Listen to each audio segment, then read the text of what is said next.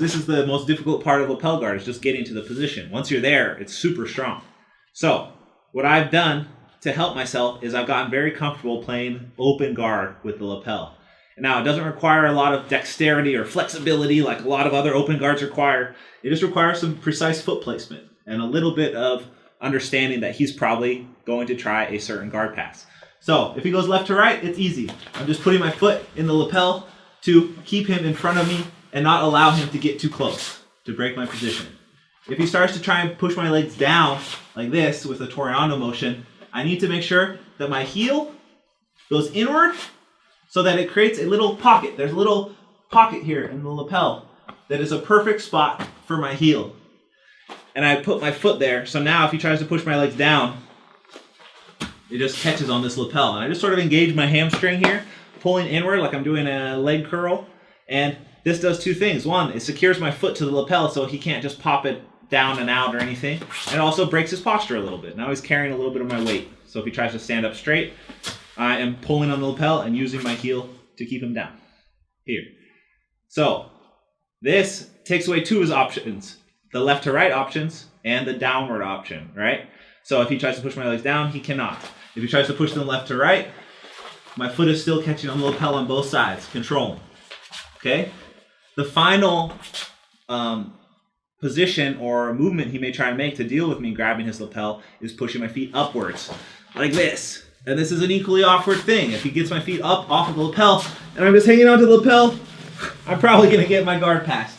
I would have to let go and switch to other grips, which is what we don't want. That's the whole reason lapel guard is strong, is because we do not have to ever let go of the lapel, other than switching it between our hands.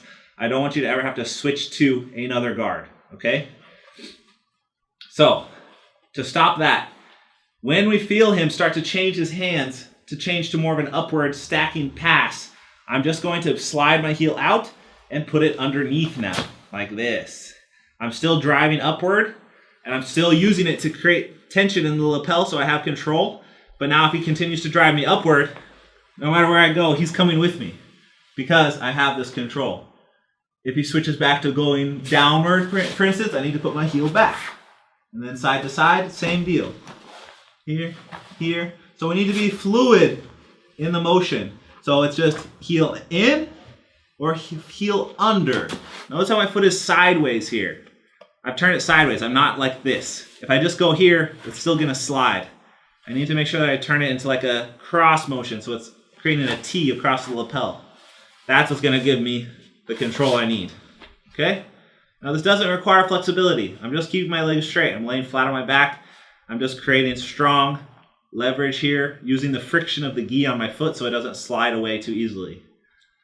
Ideally, you want to have it right at where lapels have this split in the skirt. That's a really good spot. A little deeper is fine as well if they have a longer gi, but this is just fine. Just anywhere in this area. Not under the armpit though. Don't go under the armpit. Keep it just in front of the shoulder, but I'm driving upwards so that my heel is exposed underneath. And that is how you control. So if he starts to move around, left to right, I'm just here. I'm driving down if he tries to do toreando. If he starts to drive up, I'm going to switch, put my foot up, and just calmly trying to recover back to the center position each time. He's going to be expending a lot more energy than me because he's using his muscles and I'm using leverage and friction to hang on. The only muscle I'm actually exerting is my grip, which is probably the easiest grip to maintain in jiu-jitsu, and a little bit of pushing motion with my legs. So not a lot of dexterity is required. You probably saw as he's going left to right, I do need to incorporate a concept of recovery called cross-stepping, which is where you take the opposite foot and pass it across to replace a hook. So whenever you're playing guard and you have a spider-like hook, they always address this hook first and then try and pass. So as he tries to, he'll break the grip like so, and then he'll try and initiate a pass, usually to the side that they broke the grip. When that happens, you can replace the hook with a cross step. So as he breaks his grip, I replace it with a cross step.